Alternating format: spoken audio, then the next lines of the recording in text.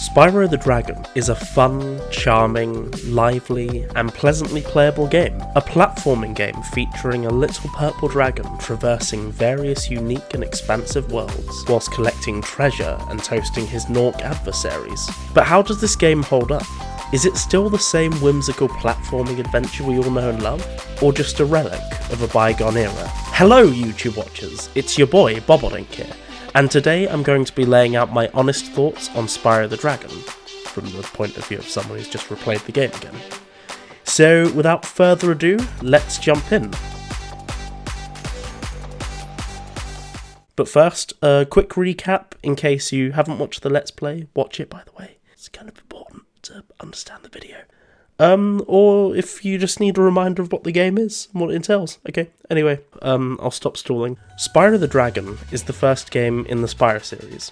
It stars the title character, a young purple dragon named Spyro, and his dragonfly friend, Sparx, who must journey across the Dragon Kingdom to defeat Gnasty Gnorc, who has overtaken the 5 dragon homeworlds by trapping the other dragons in crystal and turning their hoard of gems into an army of minions. Throughout the game, we're given the sense that the dragon world is huge and diverse, featuring green gardens, large canyons, high mountain peaks, a vast murky swamp, an abstract dream realm, and a nexus in the middle of seemingly nowhere. Something great about the limiting hardware of the PS1 is how they're able to do a lot with a little, and create the impression that these worlds are bigger than the level itself. In fact, playing through the game, even at my age, has me wanting to explore these gorgeous backdrops and travel this wide array of lands. The inclusion of the balloonists is genius, in my opinion, as it creates the sense that these worlds are far apart and require brave and experienced adventurers to conquer. And despite limitations, I get major Avatar Last Airbender or How to Train Your Dragon vibes from these specific transitions.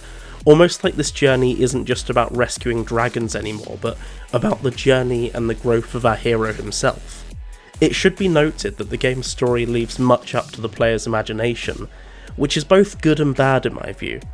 Good because it allows someone like me to be pedantic and draw these wild, conspiratorial type links between different aspects when there were none before, and bad because it leaves a few things a little too underexplained for my liking.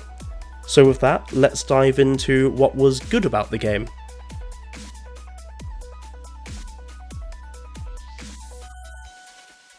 The level design is genius and well used, in my view. People speak a bit about how some levels are just circles, but I've honestly never seen that as a problem. It helps with backtracking, it leaves enough decent platforming challenges to keep the player engaged, and above all, it's fun to play. You could argue something like Crash Bandicoot is just a straight line with a few zigzags here and there, but no one does because the games are fun and cleverly designed. On top of that, they do enough with the environments to keep them visually appealing and engaging that you never tire of seeing the game. I only think to myself, what's coming next? What is there to explore? Will I be able to defeat it? Enough to keep any good gamer engaged, in my view. The music is another iconic factor, composed by Stuart Copeland of the band The Police. Each soundtrack captures the mood of the level well and adds another layer of memorability, a personal favourite of mine being Lofty Castle, giving a sense of unknowing, childlike wonder to this fever dream level. Pretty good for a level in Dreamweavers, might I add. On top of all this, the main thing I enjoyed was the little whimsical details littered throughout the game, like the acid illuminating the room in Dark Hollow, the Gnorc jamming to Terrace Village's soundtrack, and even the fodder sometimes having an otherworldly and quirky design. This game puts visuality at the forefront of our experience.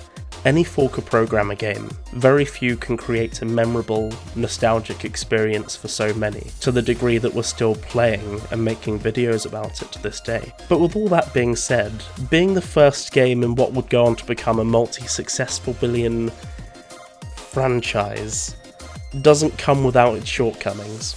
And so with that, let's move on to what's bad about the game. The story feels a little underdeveloped in areas. Don't get me wrong, I'm not looking for Citizen Kane or Ni no Kuni levels of storytelling, but at the very least a story that makes sense. The opening premise is okay enough. A dragon talks smack about this Gnasty Gnorc guy and he crystallises all the dragons except for Spyro. Maybe because Spyro was small, I don't know. I know I previously questioned who the interviewer was, whether it was a documentary or how Gnasty Gnorc was even hearing these words to begin with. But these in my view are like nitpicky questions that boil down to a simple suspension of disbelief. The real story issue comes from where the game begins. You're in the artisan's homeworld surrounded by gems to pick up and dragons in crystal. You'd think if Gnasty Gnorc were to crystallise the dragons, he'd add an element of challenge in uncrystallising them, but nope. It's a simple case of standing on the base of the statue and watching it crumble before you. Perhaps a statement on the environmental impact humans make to the planet by simply being alive, but that'll be a video essay for another day. Maybe. When you then free the dragons, they give you a few hints and disappear. What's to stop them from helping you rescue the rest of the dragons and bring an end to Gnasty Gnorc?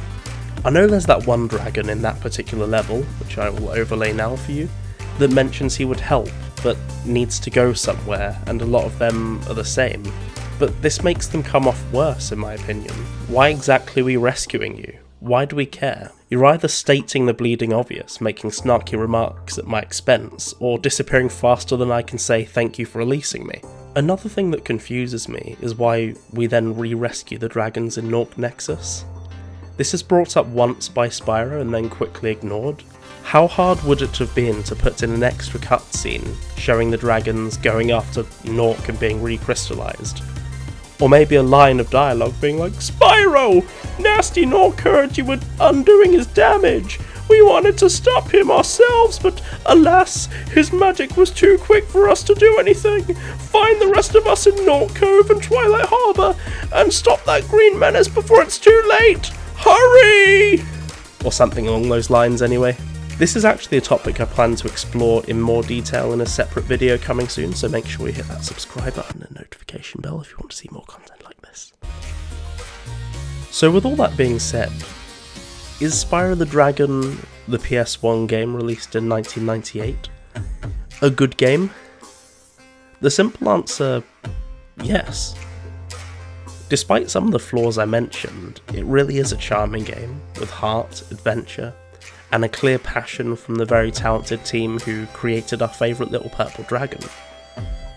It gives us enough challenge to keep us engaged as gamers without being ball-bustingly difficult like Crash Bandicoot, for example. If you've somehow never had the chance to try this game, or maybe never heard of it, somehow, I 100% recommend trying this game out. There are a couple of good emulators available which I'll link below. If you're maybe still on the fence and would like to see more gameplay, well, hey, I've sort of done a whole Let's Play, so be sure to check that out and join us on this nostalgic journey. But anyway, thank you so much for watching. Be sure to comment your thoughts and leave a cheeky little like if you enjoyed the video. Or not, but leave a like anyway because it helps me out.